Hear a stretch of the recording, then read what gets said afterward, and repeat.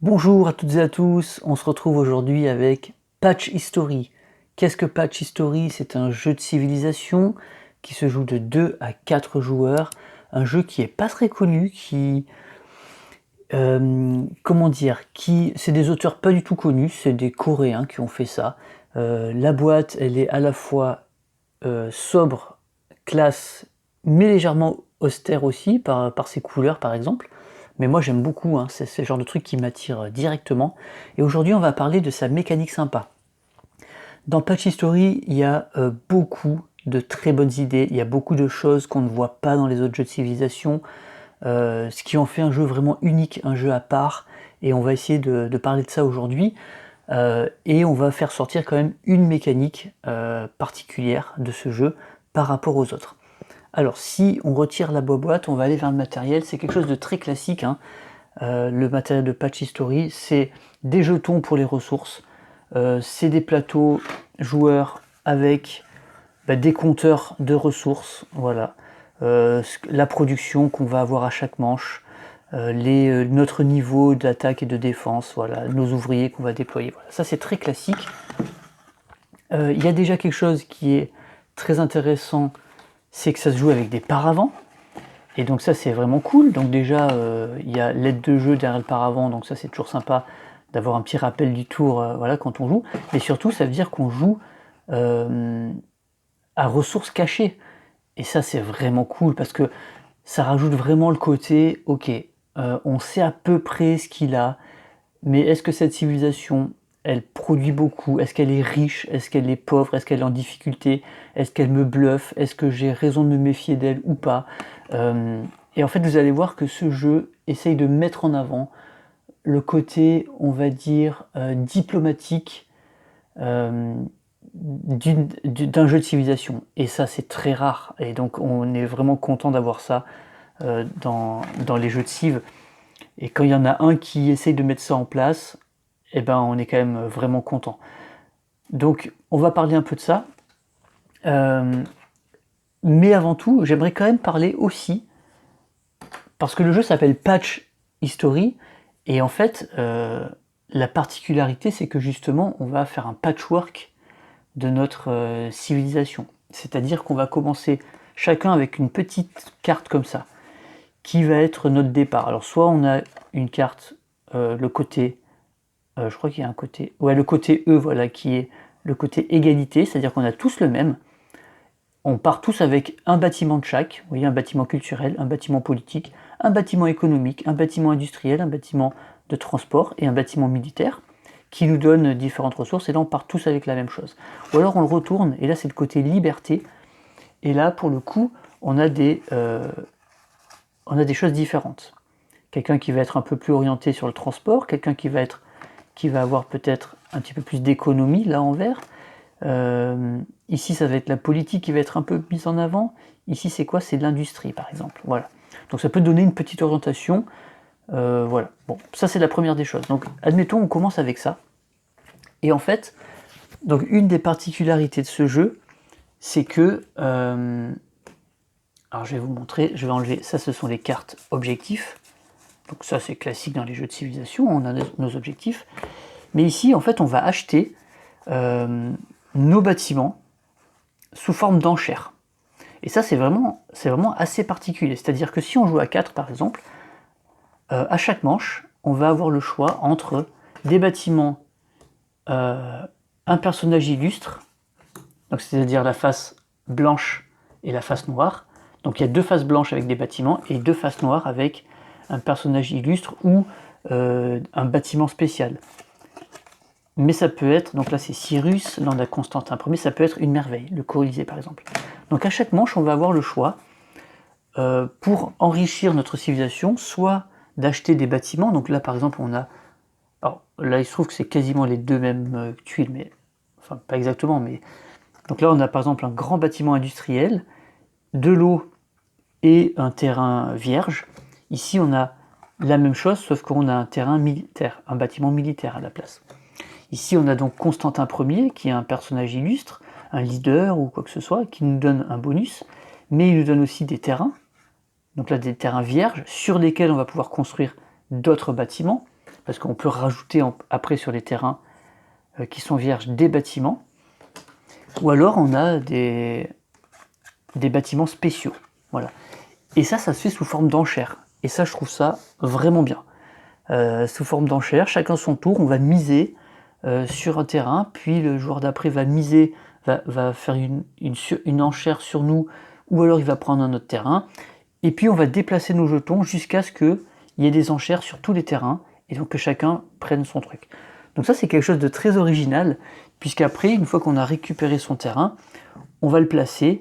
Donc on va placer ça sur... ça va se chevaucher en fait avec d'autres trucs, donc on va recouvrir des bâtiments qu'on avait déjà. L'eau, on peut pas la recouvrir par exemple. Enfin, il y a des trucs comme ça, il y a des règles de placement, je sais plus exactement, mais donc petit à petit on va façonner notre civilisation petit à petit comme ça. Donc on pourrait construire à un moment, on va avoir le Colisée, voilà, on pourrait être comme ça. Voilà, on va se retrouver peut-être avec des choses un peu comme ça et qui vont grossir de plus en plus. Et donc voilà, nos bâtiments vont changer, etc. Donc voilà le pourquoi du patch history, parce qu'on va faire un patchwork en fait, et on va construire notre civilisation comme ça. À la fois ça va être un terrain, et à la fois on va mettre les bâtiments qui nous intéressent pour notre orientation. Donc ça, c'est une mécanique qui est déjà sympa, qui mériterait presque d'être l'objet de cette vidéo. Mais ce n'est pas le cas, c'est pas sur ça qu'on va parler, c'est pas non plus sur le fait d'avoir les ressources cachées, parce que d'autres jeux le font aussi. Là, on va plutôt parler de... encore une fois, de quelque chose qui va mettre en avant un petit peu la diplomatie, la négociation. C'est-à-dire qu'entre chaque joueur, on va pouvoir construire des routes commerciales. Et donc si on joue à 4 par exemple, je vais avoir 2 joueurs, un à ma gauche, un à ma droite et un en face. Avec chacun d'eux, je peux construire une route commerciale qui part de chez moi et qui va vers lui. Voilà. En fait, on démarre la partie, on en a déjà une, et on va pouvoir construire les autres vers les autres joueurs. Et eux peuvent faire la même chose, ils peuvent construire une route commerciale qui va de chez eux vers chez moi. Vous voyez ? Voilà. Donc on peut se retrouver comme ça. Une fois que j'ai construit ma route commerciale, je vais pouvoir envoyer mes caravanes. Donc vous voyez, il y a le départ, et puis après, avec nos points de mouvement, on avance, et donc on gagne des ressources. Donc là, on gagne de l'or, puis là, de la nourriture. Voilà. Donc en fait, on commerce, tout le long de notre route commerciale, de notre voyage, on renvoie des ressources. Donc ça, c'est très sympa. On peut le faire revenir à tout moment, il n'y a pas de problème. Mais si on arrive chez notre voisin, on arrive ici, on arrive à une zone, un stade, on va dire, de négociation. Alors là, c'est marqué quoi? C'est marqué retour. Donc soit retour, on est arrivé, on a gagné nos ressources, machin, soit on a une préparation à la guerre. Voilà. Et la préparation à la guerre, c'est très sympa parce que on peut, ça peut être du bluff en fait. C'est-à-dire que chaque joueur, enfin le joueur qui arrive, les 2 joueurs concernés, on va dire, chacun va jouer un jeton caché, soit une face côté rouge, soit une face côté bleu. Et donc les deux vont dévoiler ces 2 jetons, et si les 2 sont bleus, et ben en fait c'est une négociation pacifiste, donc on peut décider comment dire, de créer une alliance, et à ce moment-là notre route commerciale, elle va se transformer en route commerciale alliée, c'est-à-dire que là du coup elle va être commune à tous les deux et on ne peut plus s'attaquer parce qu'on est alliés, ou alors on peut décider de ne pas créer d'alliance, mais en tout cas il ne se passe rien de spécial et puis notre caravane revient à la maison. Ou alors il peut y avoir le joueur qui a emprunté la route commerciale peut finalement, en arrivant ici, déclarer la guerre à son adversaire. Donc il va prendre le côté rouge alors que lui ne voulait pas la guerre. Et donc là il y a une préparation de guerre qui se fait pour que lui puisse se défendre, mais une guerre est déclarée. Ou alors les 2 sont rouges et là les 2 veulent faire la guerre. Ou alors ça peut même être celui qui a fait la route commerciale qui veut pas la guerre et qui l'autre en profite pour essayer de lui déclarer la guerre.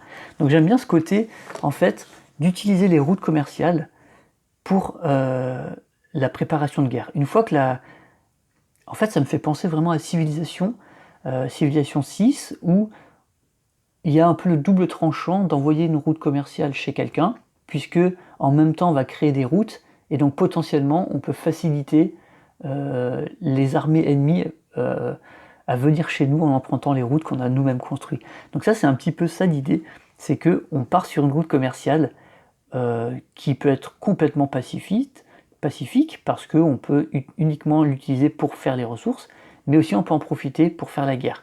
Et donc quand on voit quelqu'un arriver comme ça, on se dit ok, qu'est-ce que je fais? Est-ce qu'il va me déclarer la guerre? Est-ce que je me prépare? Est-ce qu'il va me trahir? Est-ce qu'on avait déjà fait des petites promesses ensemble? Et j'aime bien cette idée en fait, cette mécanique de passer par les routes commerciales. Alors après on va en avoir plusieurs, et donc elles vont être dans les deux sens, pour le côté négociation. Parce qu'après si on regarde dans les actions qui sont possibles,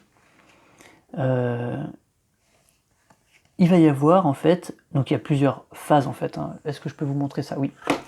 Voilà. Pour chaque manche de jeu, il va y avoir plusieurs choses qu'on peut faire évidemment. Donc au début ça va être les enchères et les placements d'études terrain, ce qu'on a vu tout à l'heure. Puis on passe en mode dans le stade diplomatie et administration. Ça va être en fait cette étape qui est là. Par exemple, on peut proposer de l'aide à quelqu'un, on peut menacer quelqu'un, ou on peut briser une alliance qu'on avait au préalable établie. Puis après il y a les mouvements, donc les mouvements c'est au sein de notre civilisation, mais aussi sur les routes commerciales. Et ensuite on arrive, voilà, négociation et guerre, si on arrive en bout de piste, alors c'est pas celle-là, en bout de piste, négociation et guerre, donc soit négociation si on est là, soit guerre parce qu'on avait déclaré une guerre le tour d'avant, et donc là cette fois la guerre éclate, vraiment.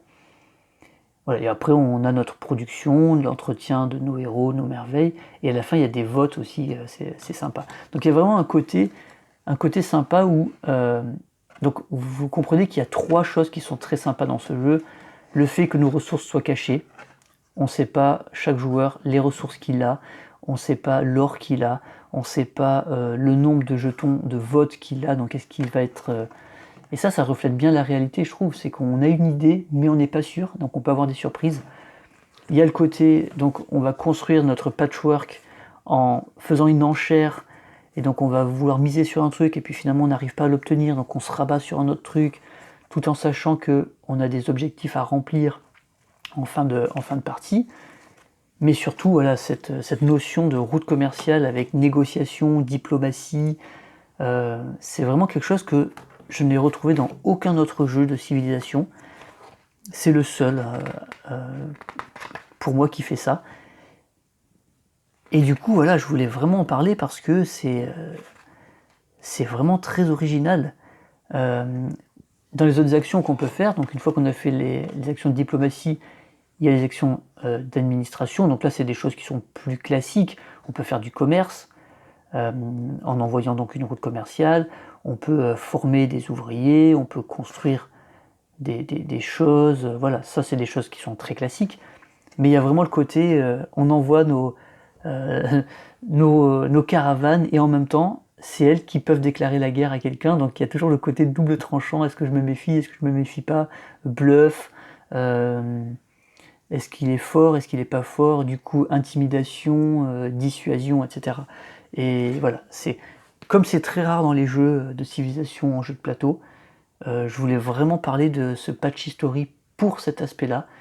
Il reviendra, alors malheureusement c'est un jeu qui n'a pas de mode solo, j'ai pas regardé même s'il y avait un mode solo qui avait été créé par un joueur, donc il n'y aura pas de partie proposée ici, mais il reviendra probablement quand on va le passer à la loupe avec les autres jeux de civilisation pour voir un petit peu, en allant un petit peu plus loin, voir ce qu'il a dans le ventre.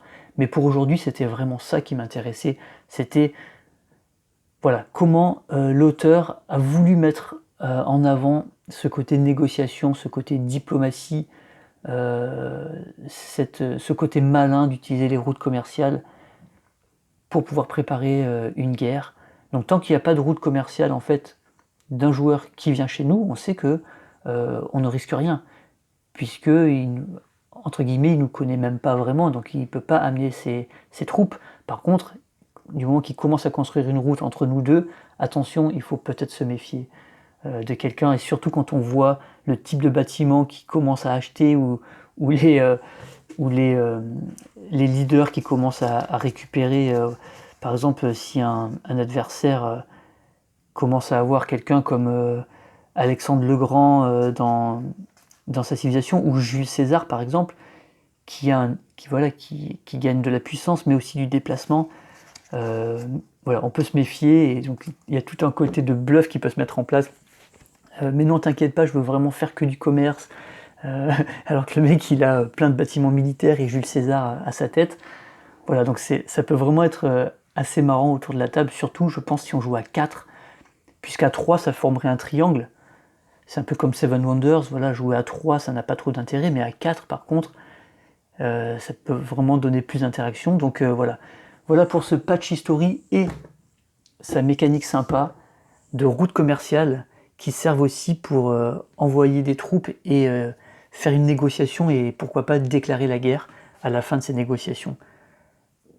Voilà, merci d'avoir suivi. Dites-moi si vous connaissez Patch History, si vous l'aimez, si vous avez déjà joué, si vous le découvrez complètement, ou si vous n'aimez pas.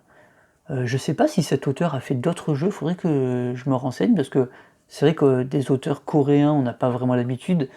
Alors je dis coréens parce qu'ils ont un nom à consonance coréen, ça se trouve ils sont pas du tout coréens, ils sont peut-être américains, je sais pas, mais c'est pas des noms qu'on a l'habitude de voir passer voilà, dans nos boutiques ou même sur internet. Donc dites-moi un petit peu ce que vous en pensez, et moi je vous dis à une prochaine vidéo. Ciao!